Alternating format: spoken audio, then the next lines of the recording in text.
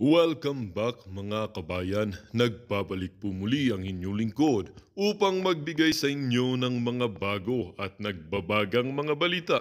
Dating kadre, ibinulgar lahat ng kabulukastugan nitong virus ng Senado na ito na si Riza Ontivirus at kinumpirma nga na noong siya ay sumuko at maging kaadib ng gobyerno upang labanan ang sakit ng bayan na ang mga makakaliwang grupo ay isa si virus ng Senado na si Riza Ontivirus ang kanilang pinagkukuhanan ng budget nila.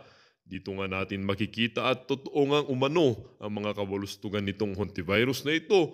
Ang mga makabayan black na ito ay tinutulungan nga ang mga grupong kumukontra sa ating gobyerno.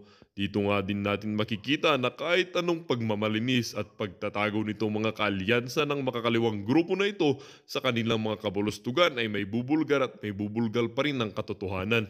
Hindi porkit wala na si Tatay Digong sa pagiging presidente ay magagawa nyo na ang lahat ng gusto nyo. Mayroon pa ring mga tao sa gobyerno at mamamayang Pilipino ang may malasakit sa ating bansa at hindi hahayaan na kayo ay may maghari dito sa bansang Pilipinas. Ito pa nga ang karumal-dumal na balita na kabit ngang totoo ni Kuting ng Norte itong si virus ng Senado na si Riza Hontivirus.